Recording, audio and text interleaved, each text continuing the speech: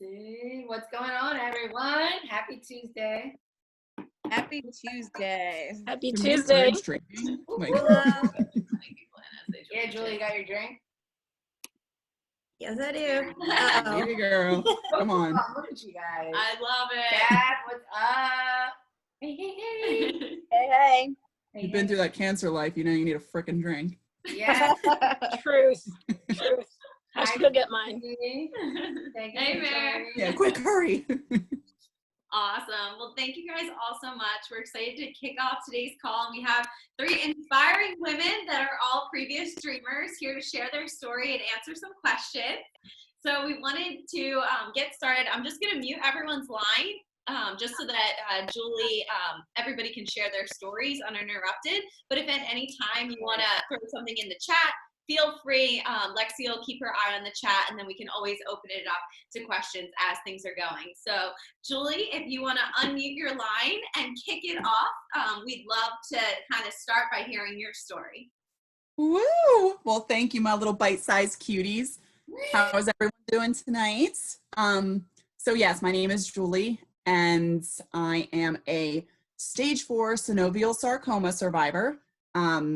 I was diagnosed about 6 years ago, I believe. It was right after my 23rd birthday, and 10 days actually, not that I was counting.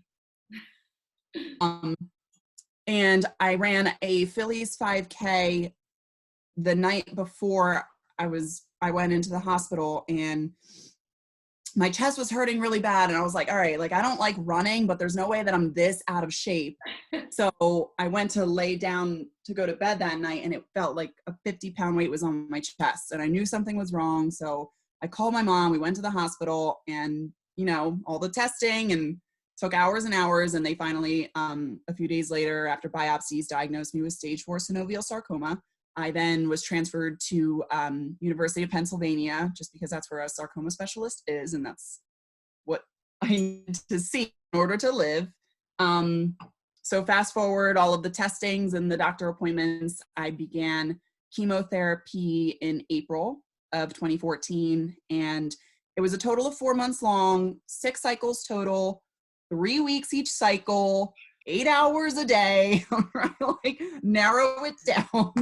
Yep. And my chemo regimen was adriamycin and ifosfamide with mesna and fluids on the weekend. I had the Neulasta shot on Friday.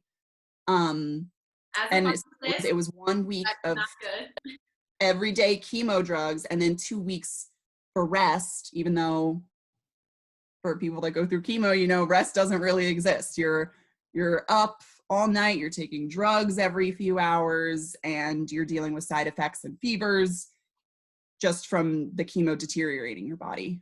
So that chemo was definitely the hardest part. I finished chemo in August, and my doctors waited a month, and then we went through with surgery to remove this tumor, which originally was a 20 centimeter wide tumor compressed against my lung, which then shrunk to about 12 centimeters. And my surgeon is an incredible mastermind and was able to remove it, clear margins. And then I received proton therapy for 2 months, and that was 36 cycles. And that was the end of my treatments at that time. I was then told I was NED, which is really technically cancer free in terms of sarcoma. And then my next follow-up 3-month checkup, it came back in my lung again, my left lung. So they went ahead and removed it again. It was just a little nodule. And then everything was fine after that. And I was good for 2 years. And then it was like, surprise, bitch, I'm back. Sorry, I don't know if I'm allowed to curse, but it's cancer, you know? You can. So it came back in both lungs, one in each nodule, and they removed one of them surgically, and the other one was cyberknife treatment, which is like a very precise dosage of radiation therapy to basically pinpoint little nodules that are not operable. Since then, all of my scans have been clear. I have been fine. Anxiety is at an all-time high during anxieties, which we all understand, but I have been great. I have been as healthy as I can be. I almost feel like I'm healthier than I was before. And I'm just living life with this new freaking mindset, man. But it's great and I love it. And I'm very lucky to be alive. Aww. Thank you so much for sharing that with us. Of course. I think that one of the things that I feel like downplay, and you just are such a smiley, like bubbly person, but like what was it really like when you found out 3 months later or 2 years later that it had come back? Like how did you get past that to the point where you are now? So I think initially when I was diagnosed, I really downplayed the whole cancer thing because I think I was just very naive and blind to what a cancer battle entailed. And then I knew what I was up against when I had the recurrences. So I was like, damn it, I'm gonna die. Like, I was seriously, No. I was like, oh my God, I'm like, this really sucks. And like, I mean, I knew I would be fine, but it was scarier because I knew what the fight entailed. And when the second recurrence, I thought my options were limited, and that was the scariest thing. I thought I was out of options, and I thought chemo was the only way, which it wasn't. I was lucky enough to still be able to receive surgery because they say radiation, if you get too much done, then it will damage the tissue and then you're not able to be operated on. So that's what I was afraid of. So the recurrences were definitely scarier than the initial diagnosis because I knew what I was up against. But I mean, you just keep going. You just can't lose hope. And you can't take it too seriously. I mean, I know it's your life, but like, I mean, it's your life. Right. You got to be able to laugh in the unfortunate times. Well, I think that your lightheartedness is now showing through all of the stories and your ability to share your story. So throughout this process, when did you finally start speaking about your cancer? Like, did you keep it secretive at first? I didn't. So when I first got sick, I wanted to keep it a secret. Because I didn't want to be treated differently. I didn't want to be known as the sick girl and just like friends from high school and stuff. I wanted to feel as normal and have as normal of a life as possible. But then I was like, that's not going to work. Like, I'm a very social person. I always want to go out and I'm going to be bald. They're going to be like, this is not like Julie. So I did have to make the announcement publicly. So I made an announcement on Facebook and everyone was so supportive, which reassured me, that it was the right decision to let everyone know, you know, this is real and I'm sick. And I've always been like a very like bubbly, outgoing person. So I tried to keep that portrayed throughout everything, which it kind of comes naturally. But there were, I mean, don't get me wrong, there were times where like, it was very like depressed and I wanted to give up. I didn't, which is the biggest thing. Because you're going to have those feelings of wanting to give up, you know, I mean, especially during chemo, I think that was the darkest of the times because you're killing the cancer, but you're also killing your body and you go through this emotional and mental and physical trauma. And sometimes it's just like, it gets too much and you're like, oh, can I really do this anymore? And I thought that so many times, but the main thing that mattered was that it didn't. Right. I was just able to, you know, remind myself, don't lose hope, and just always made sure I laughed at something at least once a day. Aw, I like that. I think that's a good tip. Make sure you laugh. Laughing kept me sane. I don't care what you're laughing at, you gotta laugh at something. Well, I know one thing you got to laugh at was probably the Ellen DeGeneres show, right? Didn't you get to laugh? Oh my God, my girl! So wait, how did that happen? When was that in your journey? I also told her to shut up. I feel really bad. Hey, so like a short list of people that I've told. So actually,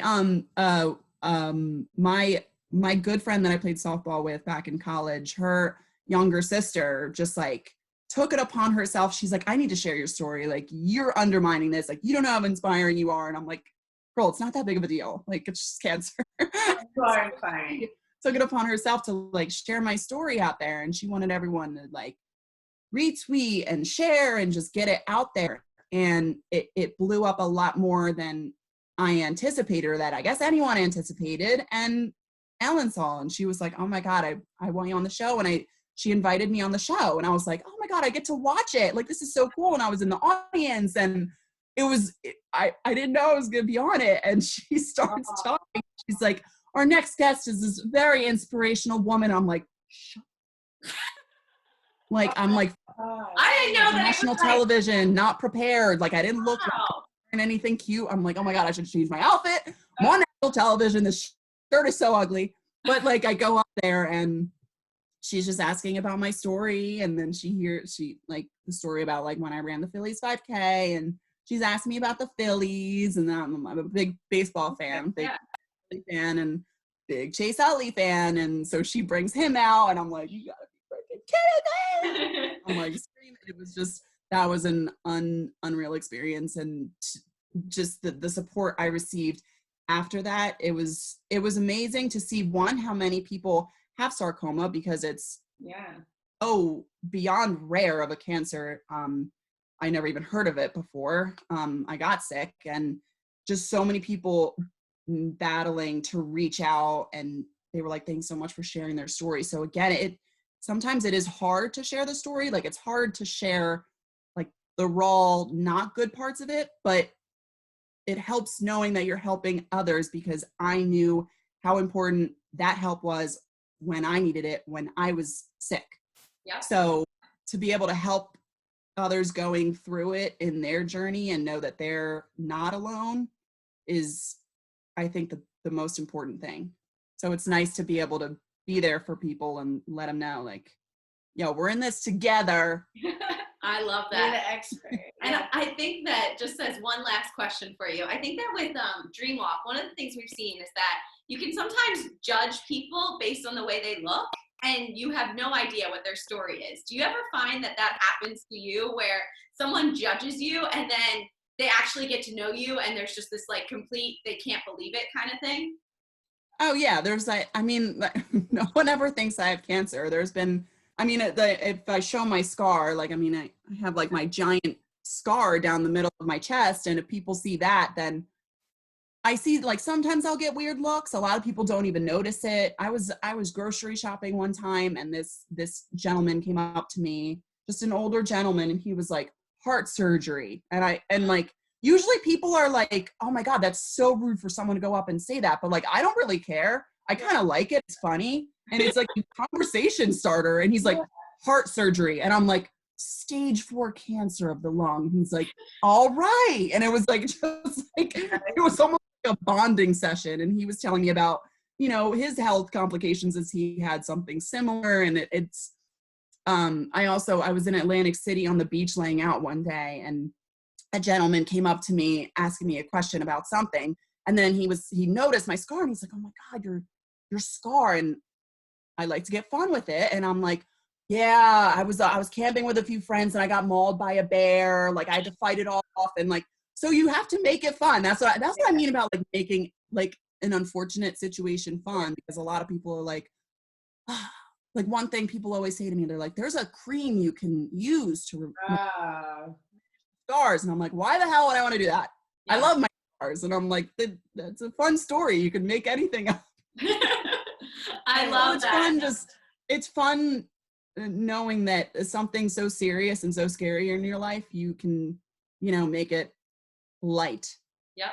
Yeah. Less scary, I think. And I think you just started a new blog, so tell everyone where you I did. I actually released my first blog 2 weeks ago. This was like 5 years in the making. I always wanted to start a blog and share my story with everyone, but I was just sitting on like a bag of fear, and I'm like, oh my God, no one's gonna care about this. And I just like kept talking myself out of it, because I was scared of, you know, the internet could be a scary place sometimes.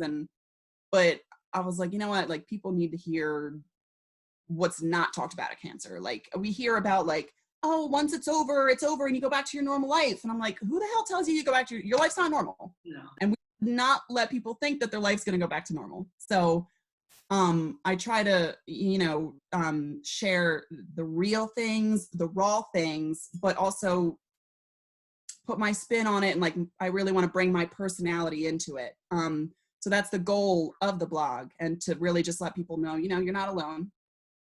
I know what you're going through. Every diagnosis is different, but ultimately we go through very similar mental trauma, emotional trauma, physical trauma. And it's really important for all of us to, you know, we're in this together. It's a community together, and none of us are alone in it. You know, even when we feel alone, like I felt alone, sometimes I wanted to give up, and there's always hope, and we can't lose it. And we need to be able to be there for one another to pick each other up. So that's where I'm going with the blog. I'm actually working on one right now. So it is exciting. My website is juliekramerisms.com. It's also on my Instagram page, which is Julie_Kramer. Good job. Spelled like Seinfeld. Cosmo Kramer. I don't know, But man. yeah, so it's exciting. I'm glad that I finally started doing something with that, and hopefully I can help people keep their hope up. Yeah, no, Julie, one thing, I don't think I even told you, but I was working at this sports bar in Runnymede for a little bit, and a girl, Ashley Giordano, she had cancer. She was a waitress. Yes! So like, I'm like, this really worked. Like, you are a role model to people, because she's, Oh, Ashley! yeah, she's like, I saw this girl on your page and she had cancer, and then I reached out to her. So, you know, like, you're doing it. And so. thank you for being a part of DreamWalk, because by participating in that, we have people finding you, and now you've made someone. Oh my God, I love DreamWalk. Thank you guys for creating something so awesome. I think it's a great, that was such a fun experience. Yes, Fun well, we love experience. you. Thank you, Julie. Wow. Next up, we have Jessy, who is another former dreamer, and I would love, Jessy, for you to share your story at this time. Much. I hope you guys are well. Thank you for inviting me to talk to you and everybody else this evening. I'll just jump right in. My name is Jessy Kyle. I'm a 3-time survivor of Hodgkin's lymphoma. I was diagnosed the first time when I was 16 years old, and then 27, and then 36. So at 16 years old, you know, I was a junior in high school and playing soccer, and you know, I just got really tired, but I thought, well, you know, I'm playing soccer. And one day a big lump showed up in my neck. It didn't hurt.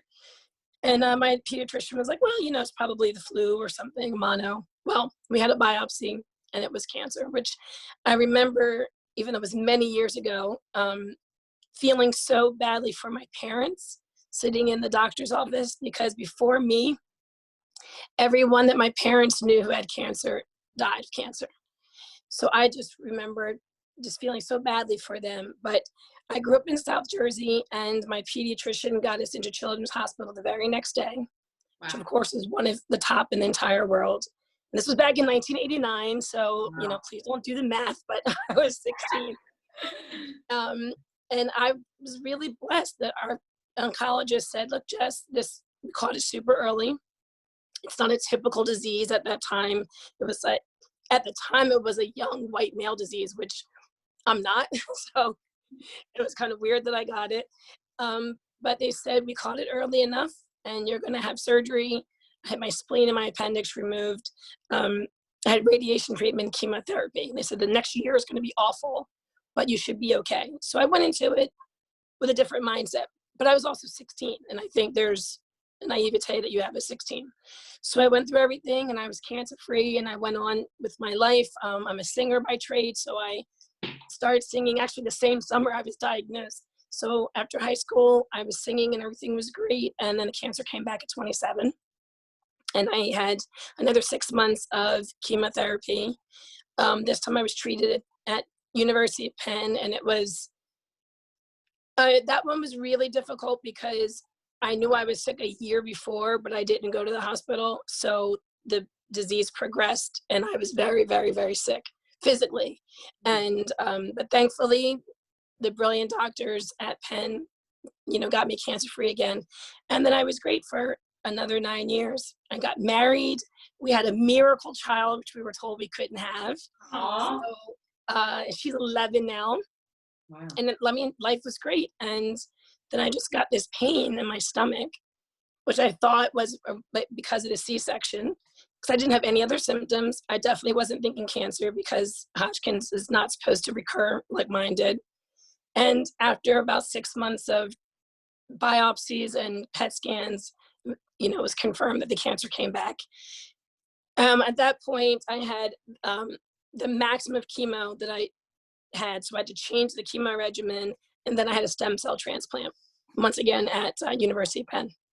So I was in the hospital for a little over 4 weeks. I couldn't see my daughter. And, which on a side note makes this thing for me, this whole virus right now, kind of not so bad because I've kind of been here before. But that's just an aside. And, after that, so I've been cancer free for 11 years.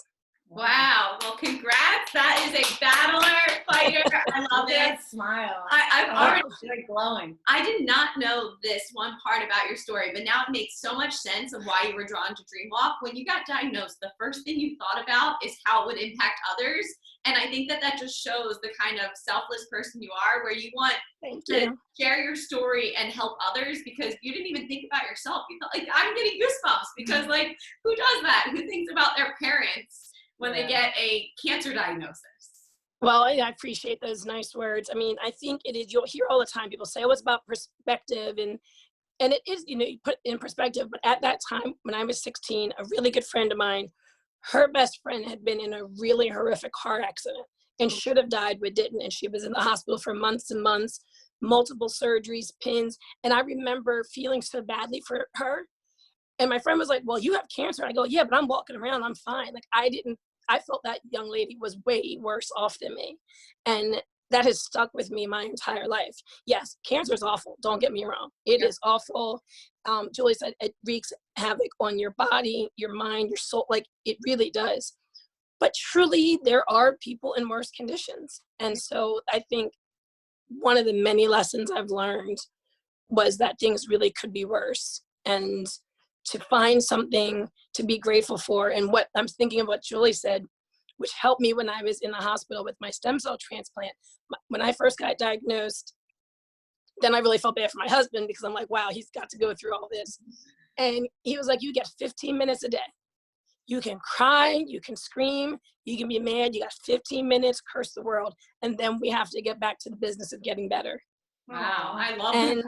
That's 1,000% right. And, it's awful, but there is hope. And you just got to push through. And that's not just for cancer patients, because every single, okay, real talk, I am 47. I just had a birthday. But, the longer I live and you meet people, every single person has a story. So true. It might not be cancer, but it doesn't matter. Everyone has a story. Everyone has a trial. Everyone has a tribulation. And you can't look at someone and think their life is rosy and perfect because you just don't know what someone's going through. And, for me, that my health triumphs make me realize that, that everyone's going through something, that you have to have compassion. You have to have patience with other people because you just don't know. I was very vocal about my illnesses.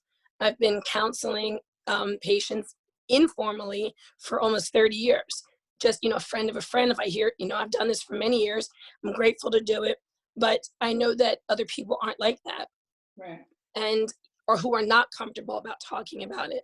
So if I can share my story, which again, I'm really grateful for you ladies for the platform, but it's been my second life's work to help others. And we met through the Headstrong Foundation.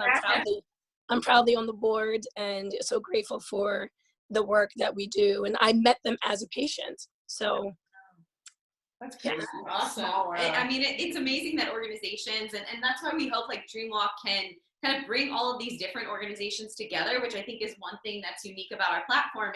Absolutely. It's amazing to think that you guys can have so much in common with someone who's been through something totally different. And yet Absolutely. The same like themes and the same struggles and the same overcoming. I love that tip of, you get 15 minutes. Well, you know what? That's what I loved about, one of the million things I loved about the DreamWalk fashion show. But being in the room right after everyone got their makeup and everyone did like the walkthrough and everyone got up to tell their stories. And you realize you really are not alone. And once again, everyone has a story, a trial, a tribulation, but the common thread is strength. Common thread is hope. The common thread is determination. And I'm simply not going to give up no matter what that problem is. I love that. Absolutely. Well, and one of the things that you mentioned that you just kind of breezed Yes. over is singing. And I know we've seen you on the Sixers, I think, center court a couple of times. So was that something that you turned to during diagnosis, or something you always loved? It's my first passion. My first passion. I started singing, I mean, as a kid, but I knew I wanted to be a singer, and you guys will laugh at this. March 22nd, 1986, I did a talent show in school, and I don't know how good I was, but I got a standing ovation, and I literally knew that day, that night, that this is what I had to do. So I've been really blessed to actually have a career and make my living singing. I do sing for the Sixers and the Eagles, occasionally the Flyers. So yeah, I mean, it's been good. It's been good. Did you sing throughout all this whole journey? Like, did it stay a part of your life the whole time through all of your multiple like diagnoses and everything? I did. I had to take some time off, but I definitely kept, when I was able to sing throughout my treatments, I definitely sang. The second battle, I was in a local wedding band, and I was able to do some gigs when I was feeling up to it. But absolutely, it's, the joy, one of my great joys of my life. So definitely, as long as I was feeling physically able to do it, it just made things almost, you have to go back to normal, whatever normal is. So yeah, we don't know what normal is anymore, I guess, any of us right now. Well, I mean, Lord knows, after everything going on right this moment, nobody knows what normal is. Literally. Well, if someone wants to find you virtually, how can they find you to connect?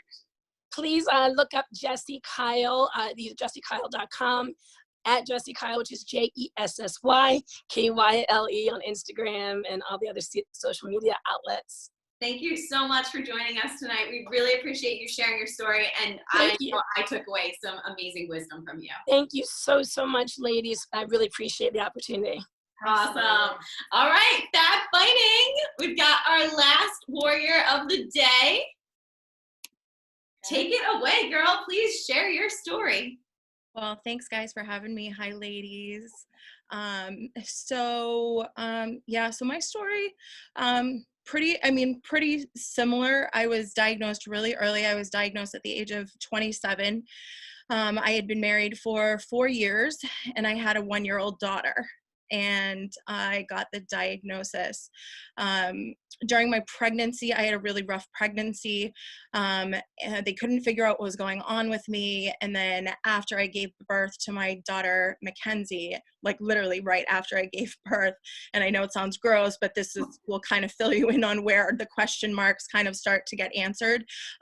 When I delivered my placenta, the doctor literally looked at me and said, there's something really wrong here, because my placenta was double the size of my daughter. Wow. So they were at that point going, what the hell is going on? So my placenta was sent into the lab, and numerous tests were done after that, obviously on me. And so I was diagnosed with a autoimmune disease called lupus, which at that time it started to affect my organs. It started to affect my kidneys. So I quickly changed up my diet. They put me on steroids, and of course I had a newborn. So for a year, I was kind of like in this like medical funk of like, what's happening, what's going on. And one of my doctors said, I know this is a hard thing for me to say to you, but honestly, if you could get a breast reduction, it probably would really help the pain that you're feeling. And I was feeling a lot of pain, like in my chest and my neck and my shoulders. And I had gained a lot of weight with my daughter, Mackenzie. I had gained like over 80 pounds, and I was like barely eating because I wasn't hungry, and they just couldn't figure out what was happening. So kind of push came to shove, I set up a meeting to go have a breast reduction. And I went in to have the breast reduction, and of course they go over your medical history, and they're like, do you have any medical history of breast cancer? And I was like, no. And he's like, with all the medical stuff that you do have going on, we just want to cover all our bases. And I said, okay, that's fine. So I went in, and they gave me thank you. Oh my gosh. They gave me the mammogram, and, I came out back into the waiting room, and they were like, please don't change yet. And I'm like, now mind you, I'm alone, I figured, why am I having my husband take another day off from work? He had already been to like numerous doctor's appointments with me. This was only a consultation. Why would I bring my husband? Like, so I'm alone, and they were like, don't take your gown off. We're going to bring you in for an ultrasound and the doctors will be in. Awesome. So at that point, you know, all the red flags are going up, and now I'm like, okay, now I'm freaking out. So I'm, you know, on the table with the ultrasound, and now there's doctors. It's not just like the techs, it's like doctors. And I'm like, okay. And you can't really ask questions. Like, you start to ask questions and they're like, we'll talk to you after everything is, you know, no need for, you know, for all the anxiety, just, you know, they're trying to calm you down. And I'm like, you bitches, I know something's wrong. Like, are you freaking kidding me right now? So of course they bring me back into the room, and no, I'm sorry, they didn't bring me back into the room. They were like, just wait here. We'll be right back. So about 10 minutes later, they come back and they were like, okay, so we are seeing something, and we just set up for a needle biopsy now. Oh my wow. So I went from mammogram, ultrasound, needle biopsy, literally within this consultation of what was literally supposed to be a consultation for breast reduction. They were like, we'll probably call you tomorrow. So, you know, so bandage me up, you know, whatever. So now I'm sitting in the parking lot. My parents had my daughter at my house. So I'm like, okay, do I tell them at this point? Do I raise the red flags? Do I call my husband? I mean, this is the time before you actually had like cell phones. I didn't have a cell phone, or if I did have a cell phone, it was one of the big ones. Like, I don't even remember. Yeah. So now I'm crying in the parking lot, and I'm like, okay, do I tell them? No. So I opted to stay safe and be like, I'm not worrying my parents right now. I'm not going to say anything. So went home, they leave, getting my daughter like ready for bed. And of course it happened to be a night that my husband was working like overtime. So I'm like, I'm not calling him at work. I'm not, this isn't something that you tell him over the phone, and we don't even know yet. So I'm getting my daughter ready for bed, and the phone rings. And it was probably the worst phone call I've ever received, to let me know that I had breast cancer and that I needed to meet with a team of oncologists, my team, the next morning, that I needed to bring my husband or somebody with me because there was need to do this quickly. And I was like, okay, so now I am holding my 1-year-old daughter, getting ready for bed, and I sunk to my knees in the middle of my kitchen floor and sat there with my daughter going, what the hell just happened? Like, your world completely just closes in on you, and you go, what the fuck? Like, there's just no other words. There aren't any other words. And then all that's going through my head is this normally how they tell people they have cancer over the phone? Like, hey, no big deal. Hey, we're going to just call you up and be like, hey, by the way, yeah. I just like, what the hell? So I put my daughter to bed. And then I'm like, I have to tell my husband. I have to tell my husband that I have breast cancer. And at that point, I had no idea what stage it was. We had no idea, really what was going to happen the next day. So I, heard the car door, and everything else that night was kind of a blur. I mean, obviously I tell him what had gone on, and, we talk about it now, and I'll get into this more, but we've since, wrote a book and released a book about this. But, it's one of those times that you remember, like they're like flashes of like those memories that come back, and, all the stuff that you think about, and all the stuff that you think you say to each other and you don't really say to each other. And so I went in for surgery 2 weeks later. It was only stage 2 at that point. And their biggest concern back then was, when you're a 27-year-old woman, was to save your breasts. And I said, no, I just want a mastectomy. And this wasn't when all of the BRCA testing was going on. This wasn't at the height of BRCA testing. So that wasn't at the forefront of any of the plan to, with the mastectomy, or partial mastectomy is what they wanted to do.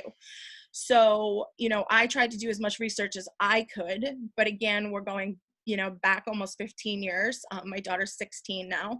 So we're going back about 15 years. And there wasn't obviously, you know, just Google breast cancer and everything comes up and all the answers are right there for you. And it wasn't like that. So, you know, we went into surgery, and I had signed the papers, and I said, if this is more than you think, then I want the mastectomy. Please give me the mastectomy. I could give a crap less about these breasts. Like I'm like, I have a 1-year-old. You need to give me the chance to live. So my surgery was supposed to be about 4 hours. My surgery was close to 11. And they ended up giving me what I thought was a mastectomy when I woke up, but technically it was a partial, quote unquote, partial mastectomy. So they matched the other breast, they did the nipple reconstruction, they did all of this like reconstruction. And back then it was almost like a science, I call it like a science experiment. They kind of wanted to see, well, what can we do? Like, we know that now we can do nipple reconstruction, and now we can do this, and now we can do this. So it's almost like this team of doctors was like, well, this is like a kind of good experiment. Like, we get to do this on her. So hindsight 2020, because I went straight from the partial mastectomy to 3 months worth of chemotherapy. And at that point they were like, no, you know, you have clean margins. We're not seeing any more cancer cells. We're not seeing this, blah, blah, blah. But at that time, in between that time, I got my BRCA testing, and I was BRCA1 positive, and the markers were triple negative, which means that they are not, which is one of the rarest forms of breast cancer, and means that they're not like estrogen, progesterone, like that it's not driven by your body's hormones, which makes it that much of a question mark. So at that point they were like, we really want to do the full mastectomy at this point. And the problem is the chemotherapy that they had put me on and everything that they had done to my body had deteriorated my kidney, that they could no longer do the surgery. So since then, I have been through, we stopped counting at 150. I've been through over 150 rounds of chemotherapy. Right now, I am on a drug that keeps me alive, because at this point I am metastatic, which means that it is now in my kidney, it's in my other breast, and it's on my brain. But these past 15 years, I have really educated myself. I've been through a lot of trials, and I'm now a doctor of naturopathic medicine. And it took me 14 years to get my degree, because I literally took it one class at a time.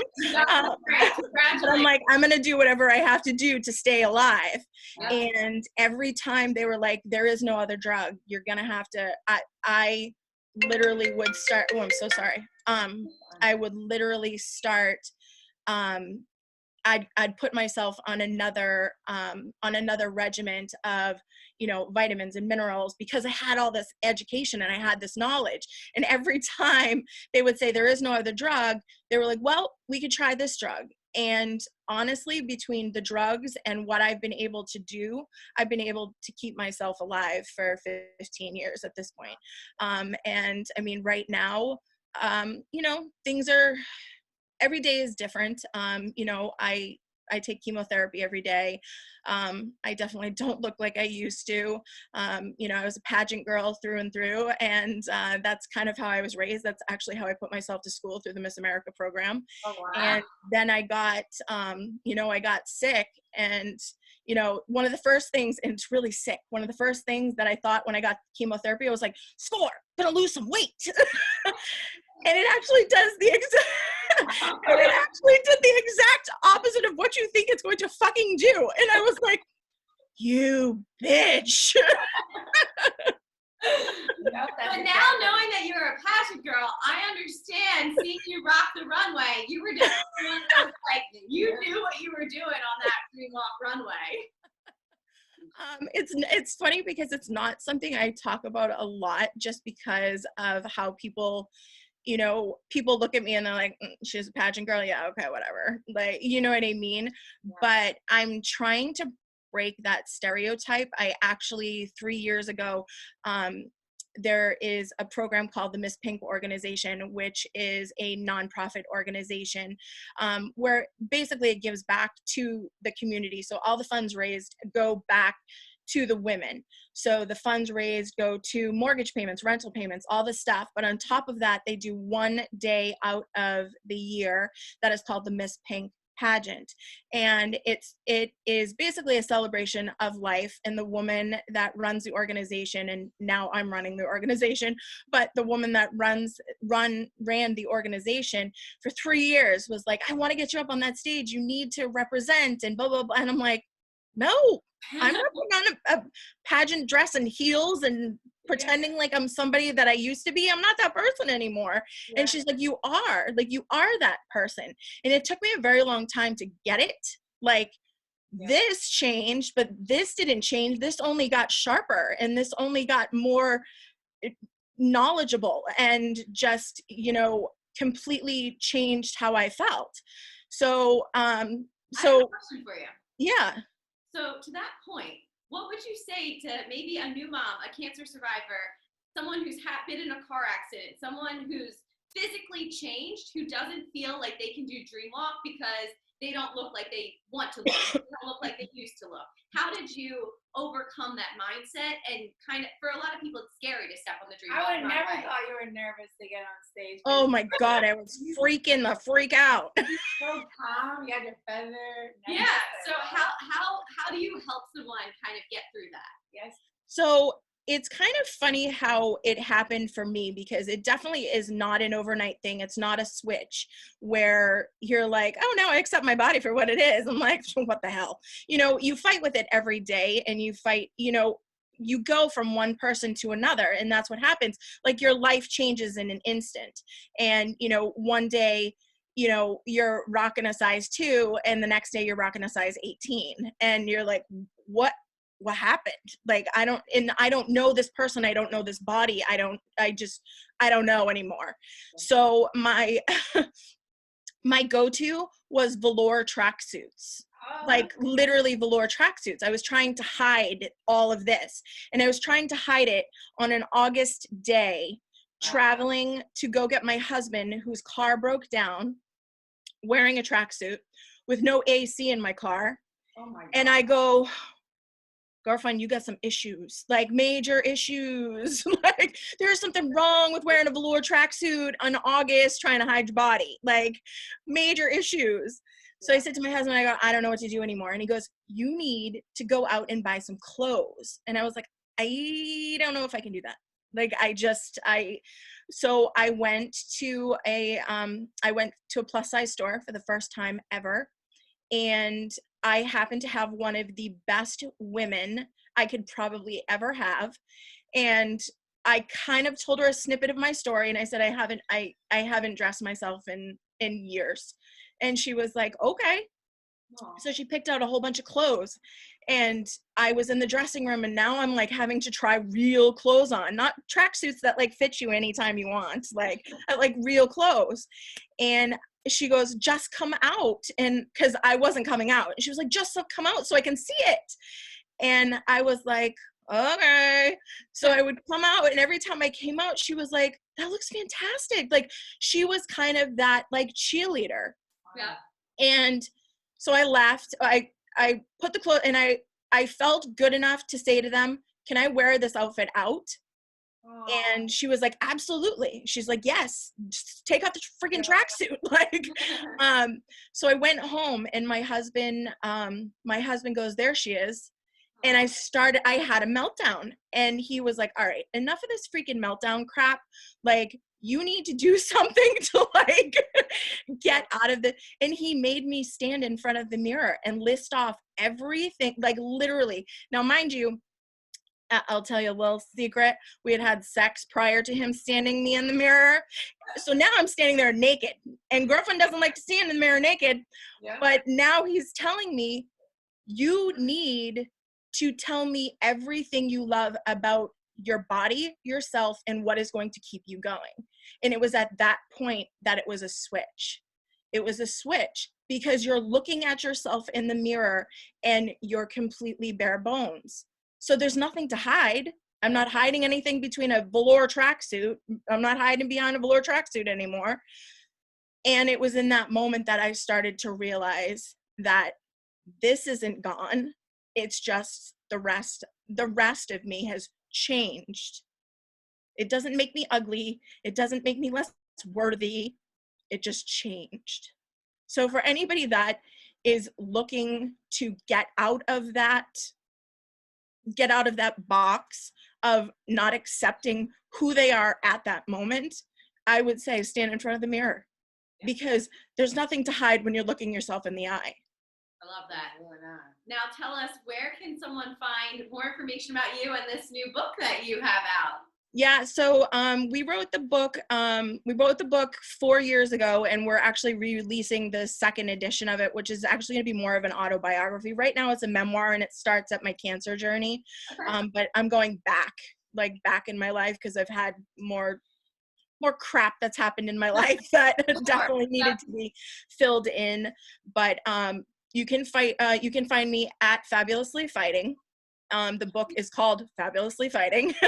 And I am on every social outlet at Fab Fighting. Perfect. Thank you so much, Fab Fighting, Jessy, Julie, all for joining us.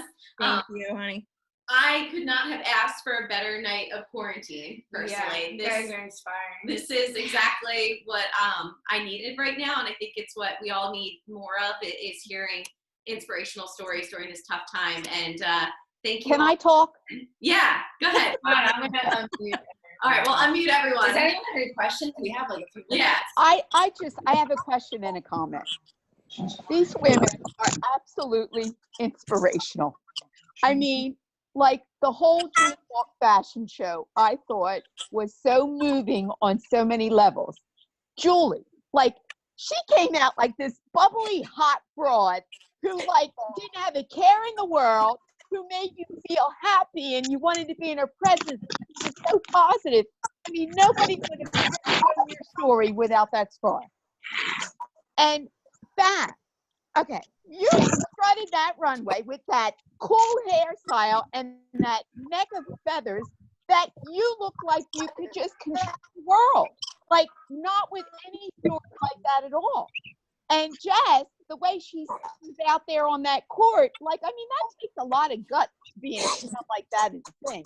And like, you women are just so totally inspiring that you were so right, Jess. When we shared those stories that day, it brought everybody to tears, and it was just such an emotional night that I think gave inspiration to everybody that was in the audience and watches the video. So I think you women are to be commended. And my question is, when a person is going through all this hardship and suffering and sickness, what can people like us on the outside say to you to be reassuring and to make you feel good? For example, like when my mother was towards the end of her life, she looked so great. And I always told her, Mom, you look so good. And she says, I feel so lousy. So I don't know that telling her she looks good was a good thing. And I didn't mean it in a bad way. So what can people say to you guys? Like, what do each of you feel is something inspiration that I could say to you that would make you feel good? Honestly, sorry, go ahead, Jess. Did you want to talk, honey? Yeah, I'll just jump in. You know, first of all, thank you for even asking that question, because before I met the love of my life, and it's the best thing that ever happened, I was dating somebody during that second bout, and I told him, I know I'm sick, I'm going tomorrow, I'm gonna get my blood work, and he dumped me that moment. Okay. So for you to even ask that is so amazing, because I've talked to so many patients over these years who lose friends because the other person doesn't know what to say. So first of all, thank you for even asking that question. For me personally, it's never, I know what you're going through, because even as a survivor, I don't say that to any other patient, because I don't, because your journey is different than mine. For me personally, I'm thinking of you. You know what, you've been on my mind, and I just wanted to say hi. As simple as that is, that's all it takes. The world to me when anybody would say that to me, because even if you went through this, I don't know what Julie went through. I can't speak for what our good doctor is going through. There are similarities, of course, but I could never say I know what you're going through, because I don't. But I can tell you, I'm thinking of you. Okay. You're on my mind, you're in my heart, and I'm thinking of you. Yeah, for me, I mean, for me, I love that. I think for me, it was a little different because people, I call it the pity nod, because I would be with my daughter, you know, in a grocery store, and I'd be completely bald, and I'd get the pity nod. Right. You know, and it is. Oh, And no, that's a real Julie's thing. laughing because she friggin' knows what I'm talking about. It's the That's pity real nod. talk. That's Yeah, real talk. it is. It's a, yes, that's the face. And I would literally like, I'd roll my eyes. And I mean, at one point, this guy had come up to me and he was like, cancer. And I was like, nope. And I walked away because I was like, how I'm not dare even gonna you? dignify. Yeah. But for me, whenever, because you know, I answer anybody's question. Like I get numerous questions daily just because obviously my story is out there so much. I mean, I've been on, you know, I've just been all over the place talking about it. So I get bombarded with messages from, you know, survivors, thrivers. And for me, I always tell them, you're fabulous. You're just fighting fabulously. You're like, I mean, it's my brand, and that's what I tell them because I truly believe it. Because anybody fighting adversity, and it doesn't have to be cancer. People reach out to me all the time that don't have cancer necessarily. So it's not necessarily you telling them, oh, you're so beautiful. You're so, because a lot of times we don't feel it. But for me to tell you you're fabulous, or you're a warrior, or you're a rock star, like for me, that's what I tell a lot of, I say to others, and just letting them know that they're doing it, and they're doing it really well. So it's beautiful. I hope that answers your question, Cindy. Yep. Yeah. Yep. I would Is say, Julie in there to answer? Yeah. I am, yeah. So that is a really good question. And I answered something a little bit similar to that a few weeks ago because someone reached out to me and said, you know, my best friend is going through a cancer diagnosis very recently. What can I do to help her? What can I say? And the hardest thing, I think, again, everyone's different. So something that Jessy or Fab might want to hear, it could be something different than I want to hear. From I just think it's more of, it's not necessarily anything wrong that can be, I mean, people can say, you're like, are you kidding me? Oh yeah, people can say it wrong. But like, I mean, I don't really get offended. Like I've heard some wild ass shit said to me, and it doesn't offend me, but it's something that would probably offend someone else going through it. It usually makes me want to punch him in the taint.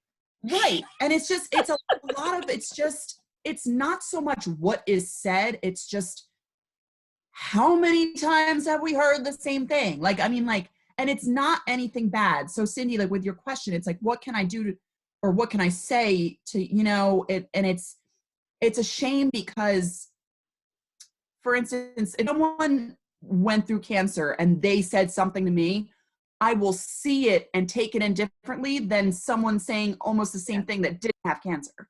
Because if someone that had cancer said something to me, I'll be like, all right, bitch, you kind of get it. But then if someone that didn't have cancer said something like, I don't know, like, I mean, and it's not even it's not to sound unappreciative. I mean, so many people reach out and say it's inspiring and like so many things that do motivate me. They do motivate me. It's just, there's so much that they don't know. And people are like, oh my God, your bald head. You look great with a bald head. And I'm like, shut the fuck up. I look like a thumb. Like, I look like a thumb. So there's so many things that are said. I think if for someone that didn't have cancer and they like found out I got sick, instead of telling me like, my so much. I mean, my friend's mom's grandmom died of that. And then I want to hear about people dying. Yeah. Yeah. It's really just, if someone went out to me and was like, I don't know what you're going through, but keep kicking fucking ass. Yes. Like that's Okay. simple, Yeah. just simple. I think that would be the best because I feel like so many times people want to try to fix the situation, and there's no fixing, there's no making a cancer diagnosis better. I mean, it's like, it's shitty and everyone knows it's shitty. And that's what scares people so much. And that's why people don't know how to react. I mean, again, when I was diagnosed, I lost friends for a while. And at first I resented them. And I'm like, you know what?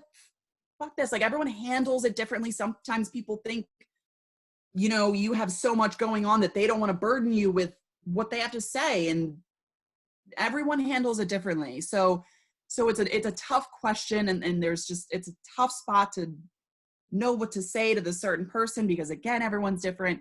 For me So personally, maybe the right answer is to ask, maybe the right question is to ask the individual person, what can I do to show you that I'm thinking of you, or what can I say to make and you it's know a that lot I of just care? like being real, like just being really honest, I think. And I think people are scared to be honest because they already know how scary cancer is. So like when they hear that you're sick, they're like, oh my God, like, you're so brave, or I'm so inspired, or like things like that, which are great. I mean, they're great to hear. Don't get me wrong. It is motivating to me, but it's like, sometimes I want people to be like, holy fuck, are you scared of dying? I'll be like, yeah.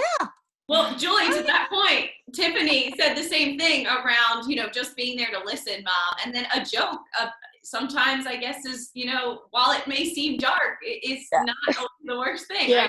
Right? Right. And Even a lot of to times, like, this I mean, day. I've had people that have been very blunt with me. Like, I mean, I was working one time, I used to work at Athleta, and a random customer came in, and she like thought I looked familiar, and she's like, oh, you're the cancer girl, and like screamed it in the store, and everyone just like stopped and looked. And my coworkers were like, oh my God, what a freaking bitch. And I'm like, I don't really care. I mean, like, it wasn't rude to me. I mean, again, like I said, it could be definitely offensive to someone else, but I appreciate bluntness, and I appreciate realness, and I appreciate rawness. So if someone's like terrified and they're like, oh my God, are you scared of dying? Like, like when people ask questions about it, I don't mind talking about it.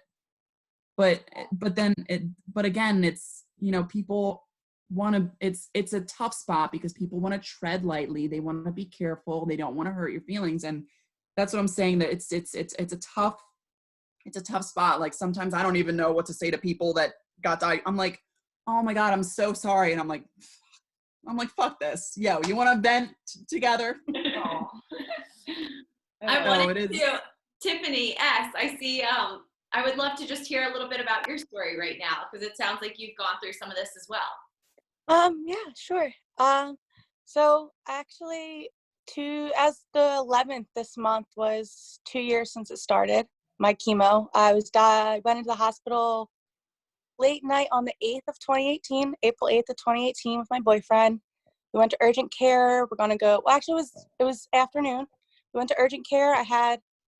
For a few months, I had ear and jaw pain and some rushing noise in my ears, and that's it. I just thought I had double ear infection, which I had a history of. Went to urgent care. He seemed really nervous, which I have other medical issues. I'm disabled. So I've seen him often. He never told me to go to the hospital. He was persistent. So I went to Jefferson because it was a Jefferson urgent care. I was at Temple at the time. And that night, they brought me in for an x-ray. Immediately, they sent me into another room, and they started running more scans. They did a CT scan, and they admitted me, told me I had a tumor the size of a softball in my chest. It was actually wrapped around veins and arteries in my chest, cutting off circulation to my head. So that's why I was hearing rushing noises. That's why I had ear and jaw pain. And I started chemo within a few days. Like, they had to do a needle biopsy. They didn't think they had enough in the needle biopsy, so they said, schedule me for surgical biopsy.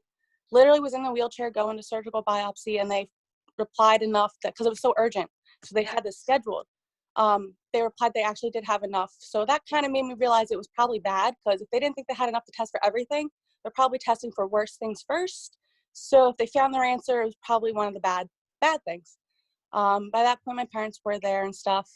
The first night was honestly the worst, because they told me I had the tumor. They didn't said, oh, it might not be cancer, but I had a gut feeling. And then they admitted me. It was like 4 a.m. and I was 22. So I was an adult at that time. So they're like, okay, your boyfriend has to go. I was waiting for 3 months at that point for an appointment for therapy. So my anxiety was out of control already. They're like, your boyfriend has to go. And I'm like, what are you talking about? Like, you just told me I probably have cancer. Now you want to like kick out my only support? Like, what, are you crazy? Thankfully, I had like amazing nurses, and they were like, oh my God, like they sat with me. They brought us to a room so he could sit with me. Like, technically he wasn't supposed to, but they were breaking rules just because they were like, this isn't right. Like, look at this girl. Like, so, but yeah, I started chemo like within a week, I'm pretty sure. It was also fast, honestly. Thankfully for my mom, it was just a blur. I was on chemo 5 days, 24 hours. Then I was in the hospital. And then I would go home. The next morning I would go to an infusion center, get a few hours depending of infusion. And then I'll get the Neulasta shot, I believe it was, and then go home for 2 weeks of rest, as you guys stated. So, and then just as you start feeling better, they're like, hey, chemo again, welcome back. Bye. But you like hearing jokes throughout your process as well? Yeah, my oncologist noticed that I have a dark sense of humor when dealing with these things. As I said, I've been disabled since I was in 6th grade. I was diagnosed. So I've dealt with a lot of medical issues in my past, and a lot of like the losing friends over it and all that stuff, and just like feeling isolated and alone and just different. So like that was the biggest thing for me, was like I felt even more different. But for me, like my friends kind of like came through. Like I was already feeling isolated because of the anxiety, but like with this, my friends actually like came through for me, which was a surprise. Like I realized I had more friends than I thought. And for me, sharing it online was actually a no-brainer, just because I felt like if I hid it, it would just cause more drama. So like I just shared it and figured, you know what, whatever happens, happens. And I didn't check it. Like my mom was the one that was telling me what was being said. Like I didn't check my comments or anything. I just said, hey, this is what's going on. I want you guys to know. And yeah, I completed 6 rounds, ended mid-August of 2018. So my hair is growing back. It's getting there. It's Tiffany, what type of curly, cancer so did that's you a have? good lesson. Oh yeah, I had lymphoma. That was my Okay. first time really talking about it. My first kind of like support group at all, honestly. It's been scary. Well, It's a little hard to say some of the feelings, as I'm sure you guys know. But Thank I you went to for the being Galentine's brave. Day I didn't event, mean and to you throw guys you on the inspired spot. me. No, it's fine. Like, I'm kind of glad. It kind of feels nice to talk to people that have been there and hear other stories. So thanks for including me. You're Oh, great job. Congratulations. Thank you. Julia, I know you're in there too, aren't you? Where you at? Yeah, come on, Jules. Jewel, this was a Julie kid. There you are. You don't have to say what you don't want. Just say hi and tell us what did you want. Let's keep answering Mom's question. What did you like Drop it down. to say?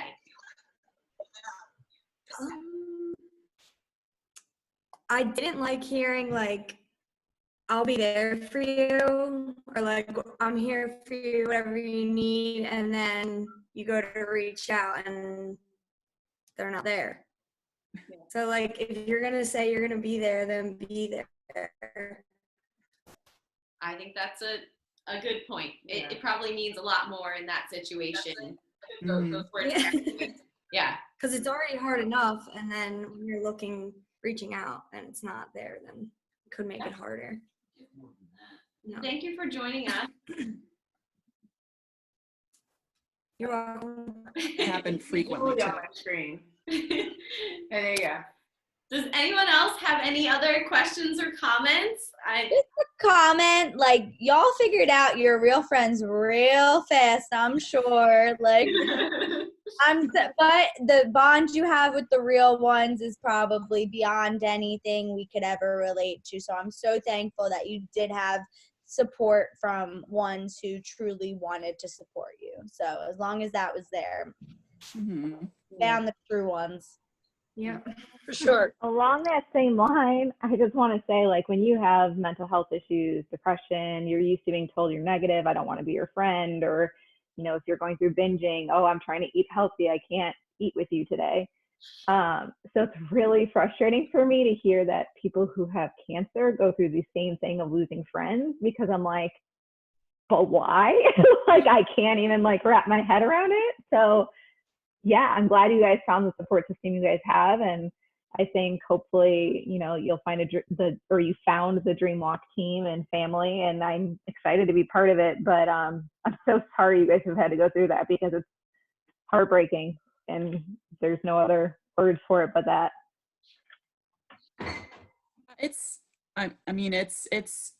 It was tough, but it was almost easy as well. I mean, I have like a real close friend group. There's like 6 of us from high school, and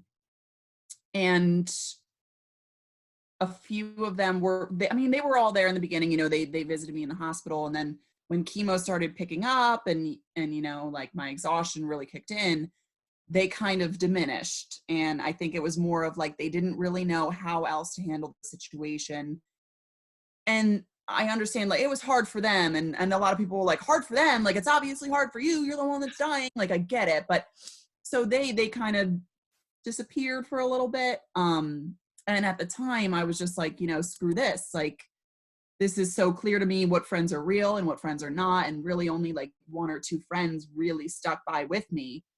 And again, at the time I was going through chemo, I didn't really have the energy to even hang out with people. Like, so I with the friends that did stay, I didn't feel like I had to entertain them. Like, there were times where they just came over and watched me sleep, like in between my pill times. And then after everything, I kind of like rekindled the flame with the friends that disappeared. And I sat down with them and just had an honest conversation. And I just like let it all out. And I just broke down, and I told them that, like, you know, I expected more from you, because we grew up being best friends, and I expected more from them. However, my mindset was different after cancer. And I realized, you know, I'm not going to hold this grudge. Obviously our relationship's going to be different. You know, it's not going to be as strong as it was before, but I'm not going to like resent them or disown them because they handle things differently. You know, I mean, like, I handled a cancer diagnosis differently than other people handle cancer diagnoses. So, it was really just, they didn't really know how to handle it. Sometimes people just aren't emotionally strong enough also. Like, they need to remove themselves from that situation. And I get it. So I grew to be more understanding after I went through everything. So I am still friends with those friends, and we put it in the past. However, again, I said, I'm not as strong. I don't have as strong of a relationship with them, but it's not something I resent them for, because I understand that, you know, everyone's different. And I'm like, life's too short to really hold a freaking grudge. I mean, fair enough. Well, thank you all again. I have one last thing. Okay. Julie, Jessy, and Fabianna, I love quotes. Like, I'm looking at one right now in my room that says, what makes you different makes you beautiful. Do you each have a quote that like inspires you, or you like turn to? Yeah. Go ahead. For me at the very beginning, I read this quote that said, every day may not be a good day, but you can find something good in the day. Mm-hmm. And that was the one quote I stuck with, because there were so many bad days that you can get lost in what I call, you know, the pity party for one, where you're just having that, you know, so much pity for yourself. And instead of feeling pity, I would say, okay, what's good today? Yeah. And a lot of times I would find it, you know, in my daughter, in my husband, and, you know, and then a lot of times then I would start finding it in myself. Okay, well, I'm stronger today. Or, so for me, that was kind of the quote that's just kind of stuck with me. I mean, I read quotes all the time, and, you know, but that's definitely the one that's stuck. I love that one. Yeah, that's awesome. Thank you. Mine isn't so much, it's not really a quote. It was a note written by my aunt when I was going into the hospital, and it kind of sounds similar to what Fabianna said. And paraphrasing, it was, no matter how dark everything gets, if you start naming all the things for which you're grateful, big or small, like we all think, okay, health and family and house, those are big things, of course. She said, when you're in the hospital, just getting up to walk to the bathroom by yourself, like if that's something you're grateful for that day, and start listing all the things. for which you're grateful, because it's nearly impossible to actually be down if you're truly, truly being grateful. So it's not really a saying, but more of just this thought that my aunt gave me in a card. And I carry that with me because when life happens and, you know, oh, I got a ticket and my flat tire, but you know, you realize it's not that deep and okay, you can get through it. Absolutely. Julie? I would probably say I have two that they kind of go hand in hand. It's just different wording. One is revel in the mess. The other is no rain, no flowers. Just very simple, I think. Love those. Yeah. Absolutely. We know life is not perfect, and there's so many things that are going to happen that just shift direction, and just, you know, we get these curveballs at us. And I think without these unfortunate times, you know, without rain, there won't be flowers. Yeah, that's like and the to one just I heard. embrace, kind of like just embrace the suckiness. You know, there's always light to be found in the shitty times. Yeah. Oh, Julie's one like that's my new like best that. friend. I'm You like can't have a crushing on him testimony right without it. What's that, honey? I'm sorry. I said Julie's like my new best friend. I'm like crushing on her so hard right now. Oh, Because, like, she's like, I'm like, okay, she's like my adopted sister. Like, it's Yes. Can this just turn into happy hour now? What time is it? You know what we do need to do? I want to take a picture of everyone real quick on Zoom. So smile. All right, so everyone Hold on, smile. let me get my glasses off. Yeah. Everyone look all cute. Well, actually, you already look cute, but okay. Everyone smile. All right, funny face. Okay, ready? Ready? Awesome. Well, I thank broke you my all. leg. Thank you so much for joining. We had a blast. We're gonna have I think 5 more like series like this. So we'll try and post more about it. And thank you all again for joining. And have a great night. Thank you, everybody. Bye. Be well. Be well. See ya. See ya.